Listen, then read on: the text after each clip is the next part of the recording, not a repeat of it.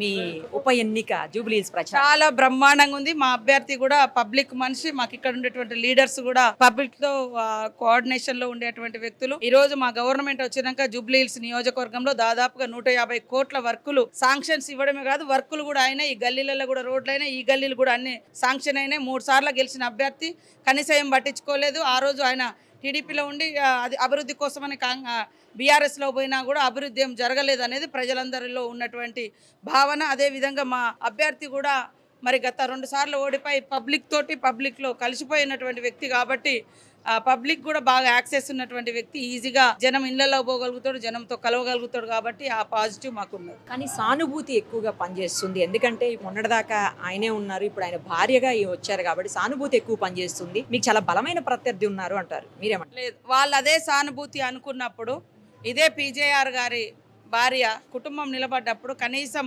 అవకాశం ఇవ్వాలి.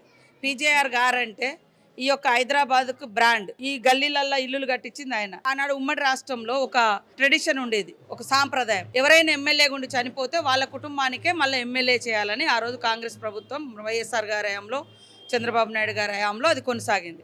ఎంత దుర్మార్గం అంటే బీఆర్ఎస్ పార్టీ ఇదే పీజేఆర్ గారు తెలంగాణ కోసం పాటుపడ్డ వ్యక్తిని మొదట లేఖలు రాసి అధిష్టానానికి ఒత్తిడి తెచ్చిన వ్యక్తి చనిపోతే కనీసం వాళ్ళ కుటుంబం పోయి కలవడానికి కూడా వాళ్ళకు పర్మిషన్ ఇవ్వలే. పైగా అప్పుడు టీడీపీ బీజేపీ వాళ్ళు పోటీ పెట్టలే పీజేఆర్ గారి కుటుంబం మీద. కానీ బీఆర్ఎస్ వాళ్ళకేం లేకున్నా కావాలని పోటీ పెట్టింది. ఇదే సెంటిమెంట్ల గురించి మాట్లాడే వీళ్ళు అదే మరి రామరెడ్డి వెంకటరెడ్డి గారు మన పాలేరు నుంచి చనిపోయినప్పుడు మరి అదే కేటీఆర్ సన్నాయి నొక్కిలు ఇంకా పెద్ద అవడం తిప్పుతున్నారు, ఆమె ఏదైనా పదవి ఇచ్చుకోవచ్చు కదా అది అని. అప్పుడు కాంగ్రెస్కు పదవి ఇచ్చుకోవడానికి కూడా 20-22 సీట్ల కంటే ఎక్కువ లేవు వేరే ఎమ్మెల్సీ ఏదైనా ఇచ్చుకోవడానికి. కానీ ఈరోజు టీఆర్ఎస్కి అవకాశం ఉంది. మరి ఆమెను తీసుకొచ్చి పెట్టారు. వాళ్ళ కుటుంబం నుంచే రకరకాల అలిగేషన్స్ వస్తున్నాయి. మేము ఆడవాళ్ళుగా సాటి ఆడమనిషిని గౌరవిస్తాం. కానీ ఈ దుస్సాంప్రదాయాలను ఒక కుటుంబంలో ఎమ్మెల్యే గుండి చనిపోయినటువంటి కుటుంబాల మీద మళ్ళా పోటీలు పెట్టాలన్నటువంటి ఒక దుస్సాంప్రదాయాలను తీసుకొచ్చిందే బీఆర్ఎస్ పార్టీ. కాబట్టి ఈ చనిపోయిన కుటుంబాల గురించి మాట్లాడే అర్హత లేదు. ఇంకా ఎంత ఘోరం అంటే మరి ఆమె చనిపోయిన వ్యక్తిని తీసుకొచ్చి కన్నీళ్లతో ఏడిపిస్తున్నారు.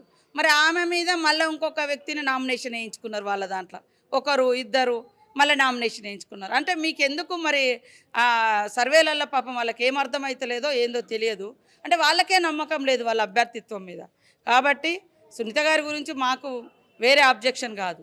ఈరోజు అభివృద్ధి జరగాలి. 3 సార్లు ఆయనకు అవకాశం ఇచ్చారు గోపీనాథ్కి నియోజకవర్గ ప్రజలు. పాపం నవీన్ యాదవ్ ఒక యువకుడు, 2 సార్లు ఓడిపోయి ఉన్నాడు. ఆయన ప్రజల మధ్య ఉంటుండు. ఇప్పటికే 150 కోట్లతోటి డెవలప్మెంట్ వర్క్స్ కూడా చేయిస్తూ ఉన్నాడు. మా గవర్నమెంట్ వచ్చిన వెంటనే మొదలుపెట్టించిండు. ఈ భవిష్యత్తులో ఈ హైదరాబాద్లో ఉండే ఏకైక ఎమ్మెల్యేగా కూడా కాంగ్రెస్ పార్టీకి ఉంటాడు. ఖచ్చితంగా జూబ్లీ హిల్స్ బ్రహ్మాండంగా సీఎం రేవంత్ రెడ్డి గారి ఆధ్వర్యంలో డెవలప్ అవుతుంది. మధురానగర్, శ్రీనగర్ కాలనీస్లో చాలా మంది వ్యతిరేకంగా ఉన్నారు కాంగ్రెస్ కన్నా. అక్కడ ఏమైనా దృష్టి సారించే అవకాశం ఉందా? మీరు ఎందుకు వ్యతిరేకంగా ఉంటారు? మేము ఏం అన్యాయం చేసినామని వ్యతిరేకంగా ఉంటారు?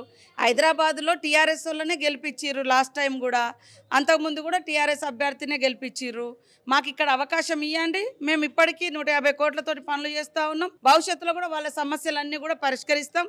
మధురానగర్ కానీ ఇంకే నగర్ కానీ ఖచ్చితంగా నవీన్ యాదవ్కు ఫేవర్గా ఉన్నారు. కాంగ్రెస్ అంతా పేదోళ్ళ సంక్షేమ పథకాలు, రేషన్ కార్డు 10 ఏళ్ళ నుంచి రేషన్ కార్డు రాలే, రేషన్ కార్డులు ఇస్తున్నాం, సన్న బియ్యం ఇస్తున్నాం, గుడిసెలల్లో 200 యూనిట్ల కరెంట్ ఇస్తున్నాం, పేదింటి ఆడబిడ్డ కష్టం వచ్చినా నష్టం వచ్చినా నౌకరికి పోయినా ఎటైనా పోయినా కూడా ఫ్రీ బస్ ఇస్తున్నాం. సెటిలర్స్ ఏమన్నా అగేనిస్ట్గా ఉన్నట్టు ఉందండి సమాచారం మీకు? ఎందుకంటే కొంతమంది అంటున్నారు సెటిలర్స్ అగేనిస్ట్ ఉన్నారు కాంగ్రెస్కి, ముఖ్యంగా నవీన్ యాదవ్ గారికి అని. సెటిలర్స్ను బీఆర్ఎస్ తిట్టినంతగా ఏ పార్టీ దేశ చరిత్రలో తిట్టలేదు. సెటిలర్స్కు నిజంగా అలాంటి భావం ఉంటే మీరు తినే తిండిని, మీరు కట్టుకునే బట్టను, మీ భాషను, మీ లాంగ్వేజ్ని మీరు పుంటికూర అంటారు, మేము గోంగూర అంటాం, మేము సొరకాయ అంటాం, ఇది అంటారు అని తిట్టిందే వాళ్ళు.